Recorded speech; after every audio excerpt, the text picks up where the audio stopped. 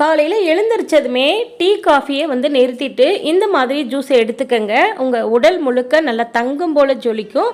உடல் முழுக்க வந்து பார்த்திங்கன்னா கெட்ட கொழுப்பு கெட்ட கிருமிகள் இருந்தாலும் அதை உடனே வெளியேற்றிடும். நச்சுத்தன்மைகளை வெளியேற்றிடும். கொலஸ்ட்ரால் உள்ளவங்களுக்கு ரொம்ப ரொம்ப நல்லது. சுகர் பேஷண்ட்டு சக்கரை போடாமல் சாப்பிடுங்க. இந்த அருமையான டேஸ்டான நல்ல ஹெல்த்தியான இந்த ஏபிசி ஜூஸை இந்த மாதிரி பக்குவத்துக்கு செஞ்சு பாருங்கள். ரொம்ப ரொம்ப டேஸ்ட்டாக இருக்கும், ரொம்ப ஹெல்த்தியாக இருக்கும். வாங்க ஃப்ரெண்ட்ஸ், இதை எப்படி பண்ணுறதுன்னு பார்க்கலாம்.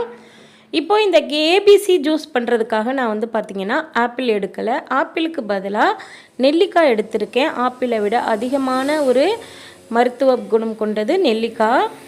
நான் வந்து பார்த்திங்கன்னா 2 பீட்ரூட் எடுத்திருக்கேன். 2 பீட்ரூட்டு, 2 கேரட்டு, 2 முழு நெல்லிக்காய் எடுத்திருக்கேன்.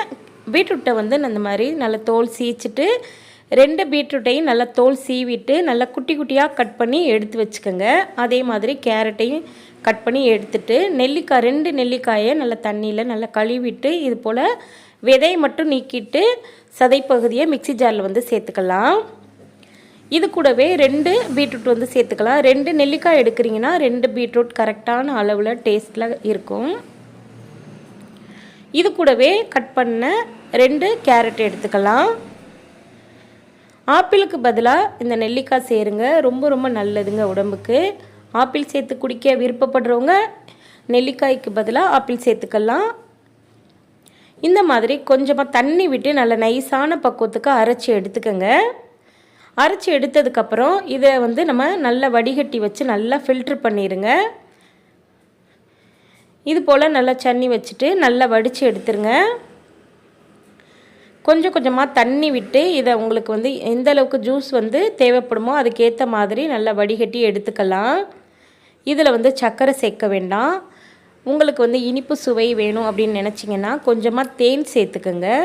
நாட்டு சக்கரை வெள்ளை சக்கரைன்னு எதுவுமே சேர்க்காம இப்படியே குடிச்சிங்கன்னா தான் உங்களுக்கு இதில் உள்ள முழு சத்தும் நமக்கு வந்து கிடைக்கும். பீட்ரூட் வந்து அதிகமாக நீங்கள் வந்து எடுத்துக்கணும். சாப்பாட்டில் எடுத்துக்கிட்டாலும் சரி, இந்த மாதிரி ஜூஸாக வந்து குடித்தாலும் சரிங்க. அதிக கொலஸ்ட்ரால் உள்ளவங்க பீட்ரூட் ஜூஸ் வந்து அடிக்கடி எடுத்துக்கோங்க. கண்டிப்பாக கொலஸ்ட்ராலை வந்து நல்லா கண்ட்ரோல் பண்ணணும்னு சொல்கிறாங்க. அதுக்கப்புறம் வந்து பார்த்திங்கன்னா கேரட் வந்து எடுத்துக்கிறதுனால முகத்துக்கு வந்து ரொம்ப ரொம்ப பொலிவு தரும்.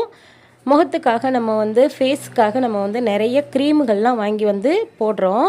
ஆனால் அந்த மாதிரி க்ரீம் வந்து சேர்க்காம இந்த மாதிரி ஜூஸ் எடுத்துக்கிட்டிங்கன்னா முகம் வந்து நல்லா பொலிவு பெறும். நெல்லிக்காய் சாப்பிட்றதுனால எவ்வளோ நன்மை, அதில் எவ்வளோ பெனிஃபிட்ஸ் இருக்குதுன்னு உங்கள் எல்லாருக்குமே ரொம்ப ரொம்ப தெரிஞ்சிருக்கும். இப்போ சம்மருக்கு வந்து பார்த்திங்கன்னா நெல்லிக்காய் ஜூஸ் வந்து குடிங்க. அதிகமான வெப்பத்தை சூட்டை நல்லா தணிக்கும். இந்த மாதிரி ஜூஸ் எடுத்துக்கிறதுனால உடம்புக்கு ரொம்ப ரொம்ப நல்லதுங்க. கண்டிப்பாக ஸ்கிப் பண்ணாமல் சாப்பிடுங்க.